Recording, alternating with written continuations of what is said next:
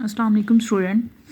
आज जो हम टॉपिक डिस्कस करेंगे वो है स्पर्मेटोजेनेसिस।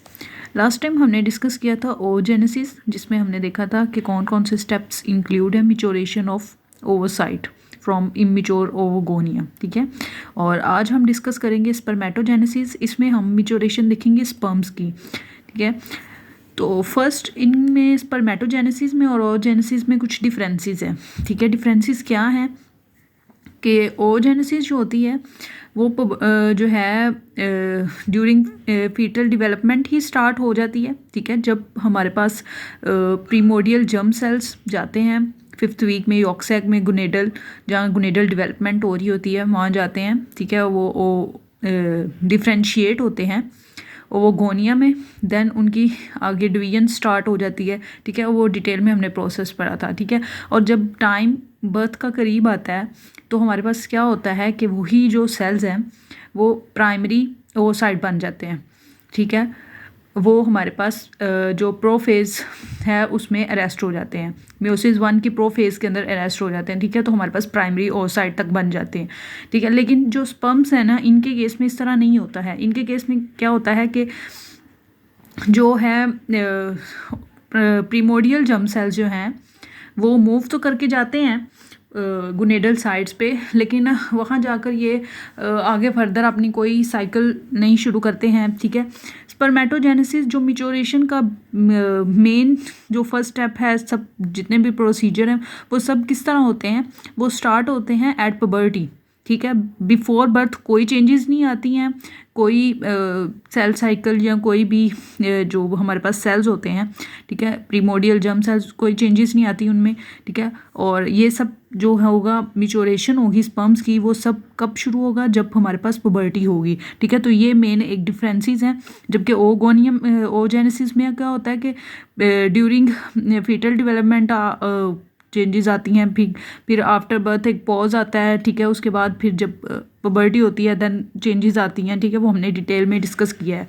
ठीक है, तो अब हम डिस्कस करेंगे कि स्पर्मेटोजेनेसिस में कौन कौन सी चेंजेस आती हैं। सबसे पहले कि स्पर्मेटोजेनेसिस को डिफाइन कर रहे हैं कि जो which beginning at puberty, okay, include all the events, ठीक है, बाय विच स्पर्मेटोगोनिया कहते हैं हम इमेच्योर स्पर्म्स को, ठीक है, वो ट्रांसफ़र होंगे स्पर्मेटोजुआ के अंदर। ठीक है, स्पर्म्स इमेच्योर स्पर्म्स कह लें या इनको कह लें स्पर्मेटोजुआ। ठीक है, at birth germ cells in the female infant can be recognised in the sex cord of the testis as large pale surrounded by supporting cells. ठीक है, जो है हम डिफरेंसेस के साथ अगर इसको डिस्कस करेंगे, ठीक है, तो आपके लिए आसानी हो जाएगी कि जिस तरह हमारे पास प्राइमरी जो प्राइमरी ओसाइट था उसको कवर कर रही थी हमारे पास। इस डायग्राम में आप देखें कि ये हमारे पास प्राइमरी ओसाइट था। ठीक है, और इसको ये एक प्रोटेक्टिव लेयर जो थी स्पोर्टिंग सेल्स की वो कवर कर रही थी, जिसको हम फॉलिकल कहते थे, फॉलिकुलर सेल्स कहते थे। ठीक है, इसी तरह हमारे पास जो स्पर्म्स हैं उनको भी कवर कर रहे होते हैं स्पोर्टिंग सेल्स, उनको भी कवर कर रहे होते हैं स्पोर्टिंग सेल्स, और वो स्पोर्टिंग सेल्स को हम नाम देंगे सर्टोली सेल्स। ठीक है, ये हम इधर हमें ये बताया गया है कि हमारे पास उनकी जब बर्थ होती है चाइल्ड की, तो ये जो सेल्स हैं, ठीक है, जो हमारे पास इमेच्योर स्पर्म्स हैं या प्रीमोडियल जर्म सेल्स हैं, ठीक है, वो किस तरह की नज़र आते हैं कि वो टेस्टिस सेक्स कोड्स में प्रेजेंट होते हैं। ठीक है, टेस्टिस की सेक्स कोड में लार्ज होते हैं। ठीक है, पेल सेल्स होते हैं और उनको सराउंड कर रहे होते हैं हमारे पास कौन से सेल्स, सर्टोली सेल्स उनको सराउंड कर रहे होते हैं, जो कि बेसिकली उनको सपोर्ट कर रहे होते हैं। ये सपोर्टिंग सेल्स होते हैं। ठीक है, और ये कहाँ से ड्राइव होते हैं, जिस तरह हमारे पास ओवोसाइट के सेल्स जो सपोर्टिंग सेल्स जो थे फॉलिकुलर सेल्स वो ड्राइव हो रहे थे सरफेस एपिथीलियम से। ठीक है, ओवरी की सरफेस, इसी तरह ये भी हमारे पास टेस्टिस की जो एपिथीलियम है ना उसी से ड्राइव हो रहे हैं सर्टोली सेल, या इनको हम कहते हैं सस्टेंटाकुलर सेल्स कहते हैं। ठीक है, ये इनका दूसरा नाम है। पुबर्टी से थोड़ा सा अरसा पहले क्या होता है कि जो हमारे पास सेक्स कॉर्ड्स होती हैं उनके अंदर ल्यूमन बनने लग जाता है। ल्यूमन मतलब एक खाली जगह बनने लग जाती है, वो ट्यूब, जिस तरह एक ट्यूब होती है ना, ठीक है, सपोज कर लें कि ये एक ट्यूब है, ठीक है। तो ये जो अंदर इसकी ये स्पेस होती है ना, इसको हम ल्यूमन का नाम देते हैं, ठीक है। तो क्या होता है कि पबर्टी से पहले कुछ चेंजेस आती हैं, क्योंकि अब पबर्टी के बाद स्पर्मेटोजेनेसिस स्टार्ट होनी है, ठीक है। उसके लिए कुछ चेंजेस आती हैं। क्या आती हैं कि ल्यूमन बनता है सेक्स कोर्स के अंदर, और वो किस में कन्वर्ट हो जाती हैं, सेमी फेरस ट्यूब्यूल्स में कन्वर्ट हो जाती हैं। At about the same time जो हमारे पास प्रीमोडियल जर्म सेल्स होते हैं, वो क्या करते हैं, give rise to a spermatogonial stem cells, ठीक है। वो किस में चले जाते हैं, डिफरेंशिएट हो जाते हैं, स्पर्मेटोगोनियल स्टेम सेल्स में चले जाते हैं, ठीक है। अब इन स्टेम सेल से आगे फर्दर हमारे पास डेवलपमेंट होगी, ठीक है। अब ये चेंजेस आएंगी पबर्टी से थोड़ा सा अर्सा पहले, ठीक है, जब पबर्टी का टाइम नज़दीक होगा, ठीक है। At regular intervals cells emerge from this stem cell population to form a type A spermatogonia. अब पबर्टी होगी, ठीक है। उसके बाद क्या होगा कि जिस तरह हमारे पास फॉलिकुलर सेल्स लिए जाते थे, प्रीमोडियल जर्म सेल्स लिए जाते, सॉरी, जो हमारे पास प्राइमरी ओसाइट्स कुछ लिए जाते थे ग्रोइंग फॉलिकल के तौर पे, ठीक है, 15 to 20 एवरी ओवेरियन साइकिल में, ठीक है। तो इस तरह इधर से भी क्या किया जाता है कि कुछ सेल्स, मतलब ये स्टेम सेल्स हैं, इनमें से कुछ सेल्स को लिया जाता है, ठीक है, कुछ सेल्स की पॉपुलेशन को लिया जाता है और उनको किस में चेंज किया जाता है, वो टाइप ए स्पर्मेटोगोनिया में, ठीक है। And their production marks the initiation of spermatogenesis, ठीक है। जैसे ही हमारे पास टाइप ए स्पर्मेटोगोनिया बनेगा तो हम ये कह सकते हैं कि अब हमारे पास स्पर्मेटोजेनेसिस स्टार्ट होगी, क्योंकि ये होगा पबर्टी पे, ठीक है। और पबर्टी से पहले चेंजेस क्या आएंगी कि सेमीफेरेंस ट्यूब्यूल्स बनेंगी, ठीक है। और प्रीमोडियल जर्म सेल्स जो हैं वो हमारे पास किस में चले जाएंगे, स्पर्मेटोगोनियल स्टेम सेल्स में चले जाएंगे, ठीक है।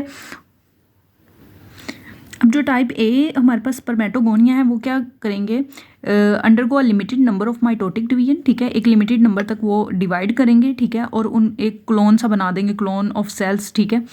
अब क्या होगा कि जो इसकी लास्ट सेल डिवीजन होगी ना, उससे हमारे पास कौन से सेल्स बन जाएंगे, टाइप बी स्पर्मेटोगोनिया, ठीक है। वो डिवाइड होंगे और वो हमारे पास क्या बना देंगे, प्राइमरी स्पर्मेटोसाइट्स बना देंगे, ठीक है। इनको आप सीक्वेंस वाइज याद कीजिएगा। प्राइमरी स्पर्मेटोसाइट्स जो होंगे ना, वो एक प्रोलॉन्ग्ड प्रोफेज में एंटर हो जाएंगे, ठीक है। वो कितने डेज़ की होगी, 22 डेज़ की होगी। प्रोफेज कितने डेज़ की होगी, 22 डेज़ की होगी, किसकी, प्राइमरी स्पर्मेटोसाइट्स की। फॉलोड बाय रैपिड कंप्लीट, अच्छा, जैसे ही प्रोफेज कंप्लीट होगी ना 22 डेज़, उसके बाद फौरी हमारे पास क्या होगी, म्योसिस 1 कंप्लीट हो जाएगी। मतलब बाकी जो फेजेज होंगी, इसकी मेटा फेज है, एना फेज है, टीलोफेज है, वो मतलब बहुत जल्दी कंप्लीट हो जाएंगी, ठीक है। Rapid completion of meiosis 1। जैसे ही इसकी म्योसिस 1 होगी तो ऑटोमेटिकली प्राइमरी ओवोसाइट किस में चला जाएगा, सेकेंडरी, ओवोसाइट नहीं, स्पर्मेटोसाइट, ठीक है। तो वो किस में चला जाएगा, सेकेंडरी स्पर्मेटोसाइट में चला जाएगा। ड्यूरिंग सेकेंड म्योटिक डिवीजन क्या होगा कि these cells immediately began to form, ठीक है। तो ये ड्यूरिंग सेकेंड जब हमारे पास म्योटिक डिवीजन होगी ना, तो ये हमारे पास 4 सेल्स बनाएंगे, 4 हैप्लॉइड सेल्स बनाएंगे, ठीक है। वो हमारे पास क्या होंगे, उनको हम नाम देंगे, स्पर्माटिड्स का नाम देंगे, ठीक है। अच्छा, इसमें एक जो चेंज है वो ये भी है कि जितनी भी ये डेवलपमेंट हो रही है ना, ठीक है, टाइप ए सेल से बी में जा रहे हैं, ठीक है, फिर हमारे पास प्राइमरी स्पर्मेटोसाइट्स में जा रहे हैं, दैन सेकेंडरी स्पर्मेटोसाइट में जा रहे हैं, दैन स्पर्मेटिड, इन सब में क्या होता है कि साइटोकाइनेसिस नहीं होती है, ठीक है। ये आगे लिखा हुआ है साइटोकाइनेसिस नहीं होगी। साइटोकाइनेसिस का मतलब ये है कि हमारे पास जो साइटोप्लाज्म है ना वो डिवाइड नहीं होगा, मतलब इन सब का जो साइटोप्लाज्म है ना वो सेम रहेगा। मैं आपको डायग्राम में शो करती हूँ। यहाँ आप क्लियरली देख सकते हैं कि, ठीक है, पहले टाइप ए से, ठीक है, टाइप बी पे भी जाते हैं, ठीक है। देन हमारे पास प्राइमरी स्पर्मेटोसाइट्स, सेकेंडरी स्पर्मेटोसाइट, लेकिन ये आप ये देख लें, ये इनके दरमियान कनेक्शन है, मतलब ये बिल्कुल एक कहते हैं ना सेपरेट हो जाना, उस तरह सेपरेट नहीं होते। इनका जो साइटोप्लाज्म है ना वो यूनाइट रहता है, ठीक है। ये देखिए, ये एक दूसरे से, इन सबका साइटोप्लाज्म एक दूसरे से क्या कर रहा है, कम्युनिकेट कर रहा है, ठीक है। इस तरह हमारे पास ये स्पर्माटिड्स भी हैं, ठीक है, तो ये भी कम्युनिकेट कर रहे हैं, ठीक है। उसके बाद जैसे ही हमारे पास ठीक है, तो ये सब एक ही जगह पे एम्बेडेड है, ठीक है। ये डिफाइन किया है, स्पर्मेटोगोनिया एंड स्पर्माटिड, ठीक है, remain embedded in deep recess of Sertoli cells, जो हमारे पास इसको सराउंड कर रहे होते हैं। सर्टोली सेल्स बेसिकली हमने पहले बात की है कि स्पोर्टिंग सेल्स होते हैं through out their development. In this manner Sertoli cells sport and protect the germ cells, ठीक है। वो एक तो इनको प्रोटेक्ट कर रहे होते हैं, सपोर्ट कर रहे होते हैं, और पार्टिसिपेट इन देयर न्यूट्रिशन, ठीक है, इनकी जितनी भी न्यूट्रिशन है वो प्रोवाइड कर रहे होते हैं। And assist in the release of mature spermatozoa, ठीक है। और क्या करते हैं कि ये हेल्प करते हैं जब एक मिच्योर स्पर्मेटोजुआ बन जाता है, ठीक है, कि वो हमारे पास यहाँ से रिलीज होकर, ठीक है, जहाँ इसकी प्रोडक्शन हो रही है, मेच्योरेशन हो रही है सॉरी, वहाँ से रिलीज़ हो, इस चीज़ में भी ये हेल्प आउट करते हैं सर्टोली सेल्स। ठीक है, अब हम बात करेंगे कि देखिए ये सारा प्रोसेस हो रहा है, मेच्योरेशन हो रहा है, तो इनको हमारे पास रेगुलेट कौन कर रहा है। ठीक है, हमारे पास LH प्रोडक्शन होती है, ठीक है, पिट्यूटरी ग्लैंड से, वो इसको रेगुलेट कर रही होती है। LH बाइंड करता है रिसेप्टर्स के साथ ऑन लेडिंग सेल्स, ठीक है, और वो स्टिमुलेट करता है किसको, टेस्टोस्टेरोन। टेस्टोस्टेरोन एक हमारे पास मेल हार्मोन है, ठीक है, उसकी प्रोडक्शन को स्टिमुलेट करता है, वो जाकर बाइंड करता है सर्टोली सेल्स के साथ जो स्पोर्टिंग सेल्स हैं, टू प्रमोट स्पर्मेटोजेनेसिस, ताकि स्पर्मेटोजेनेसिस को क्या किया जाए, इंक्रीज किया जाए। ठीक है, दूसरा हमारे पास जो है हार्मोन, वो कौन सा है, फॉलिकल स्टिमुलेटिंग हार्मोन है। ठीक है, ये क्या है, ये किसके साथ बाइंड करता है, ये डायरेक्टली सर्टोली सेल्स के साथ ही बाइंड करता है। ठीक है, बेसिकली LH जो था वो टेस्टोस्टेरोन के जरिए इफेक्ट कर रहा था सर्टोली सेल्स को, जबकि फॉलिकुलर स्टिमुलेटिंग हार्मोन जो है वो डायरेक्ट इफेक्ट कर रहा है।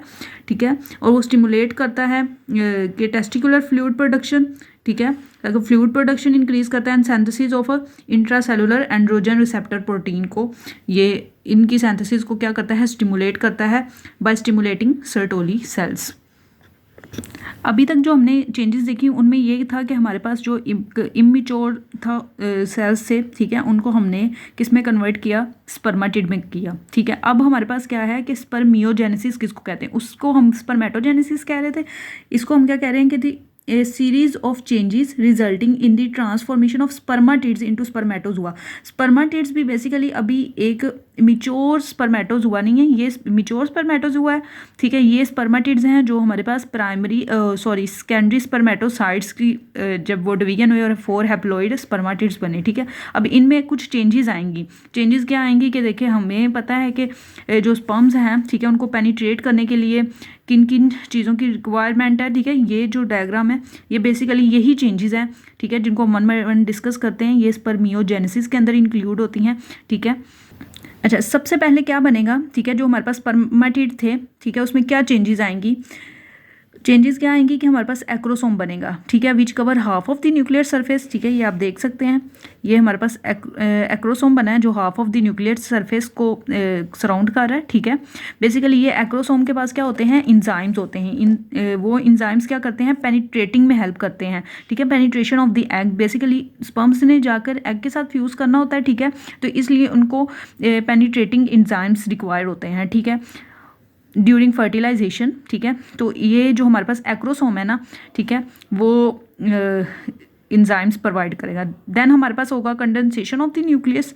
ठीक है, और तीसरा स्टेप में हमारे पास आ जाता है formation of the neck, middle piece and the tail. ठीक है, जिस तरह आप यह देख सकते हैं। ठीक है, ये हमारे पास मिडल पीस है, ये टेल है, ये नेक है। ठीक है, ये आगे हमारे पास एक्रोसोम है, न्यूक्लियस कवर्ड बाय एक्रोसोम। ठीक है, ये आप चेंजेस इसमें देख सकते हैं। उसके बाद हमारे पास क्या होता है कि मोस्ट ऑफ साइटोप्लाज्म को क्या कर दिया जाता है, शेड ऑफ कर दिया जाता है, क्योंकि अब स्पर्म ने इतना ज़्यादा ट्रैवल करना होता है कि एक मेल के रिप्रोडक्टिव ट्रैक से फीमेल रिप्रोडक्टिव ट्रैक में जाकर एग को पेनिट्रेट करना होता है। ठीक है, तो उसको इतना लॉन्ग ट्रैवल करना है, तो उसको ज़्यादातर रिक्वायर्ड होता है कि वो उतनी चीज़ लेकर जाए। ठीक है, ताकि वो स्पीड अप जाए। ठीक है, तो shedding of most of the cytoplasm. ठीक है, और उसको फैगोसाइट कर लेते हैं, जो साइटोप्लाज्म वो शेड आउट करता है उसको सर्टोली सेल्स जो है ना वो फैगोसाइट कर लेते हैं। ठीक है, in human the time required for a spermatogonium. ठीक है, मतलब एक जो मैच्योर स्पर्म बनता है वो कितने दिन में बनता है। ठीक है, 74 डेज लगते हैं। ठीक है, और अप्रोक्सीमेटली 300 मिलियन स्पर्म्स प्रोड्यूस होते हैं ईच डे। ओके, अब क्या है कि when fully formed spermatozoa enter the lumen of seminiferous tubule. ठीक है, जहाँ पे इसकी प्रोडक्शन हो रही थी उनका जो ल्यूमन है ना उसके अंदर आते हैं। ठीक है, वहाँ से आगे वो पुश किए जाते हैं एपिडिडिमस में। ठीक है, और ऐसे ही इनकी क्या होती हैं, आहिस्ता आहिस्ता मोबिलिटी इंक्रीज होती है। ठीक है, और फिर वो क्या किए जाते हैं, although initially only slight motile होते हैं। ठीक है, लेकिन जब भी वो हमारे पास स्पर्मेटोजुआ ऑब्टेन फुल मेच्योरिटी इन एपिडिडिमस। ठीक है, जैसे वो सेमीफेरेंस ट्यूब्यूल को लीव करते हैं देन एपिडिडिमस में आते हैं। ठीक है, उनमें क्या आती है, फुल मोबिलिटी जो होती है वो मतलब उनके मूव करने की जो सलाहियत है वो इंक्रीज हो जाती है। ठीक है, एक पॉइंट है वो शायद आपको ना क्लियर होगा कि ये जो शेडिंग ऑफ साइटोप्लाज्म है ये किस तरह हेल्प करती है। ठीक है, तो अगर इसकी एग्जांपल इस तरह है कि देखें, अगर कोई एक पर्सन जो है वो ट्रैवल कर रहा है, ठीक है, और उसके पास ज़्यादा सामान है तो वो ज़्यादा देर तक ट्रैवल नहीं कर सकता। लेकिन वही अगर वो बिल्कुल सिर्फ मेन जो ज़रूरत की चीज़ है उसको लेकर जाएगा तो वो ज़्यादा ट्रैवल कर सकता है, ठीक है। तो इसलिए हमें पता है कि स्पर्म्स ने ज़्यादा ट्रैवल, लॉन्ग डिस्टेंस ट्रैवल करना होता है, ठीक है। इसलिए वो क्या करता है, मोस्ट ऑफ जो साइटोप्लाज्म है उसको शेड ऑफ कर देता है ताकि वो क्या करते हैं, ईजिली जा सके, ट्रैवल कर सके और पेनिट्रेट कर सके। आई होप सो आपको क्लियर हो गया होगा। अगर कोई कन्फ्यूजन है कमेंट्स में आप पूछ सकते हैं। Okay, thank you.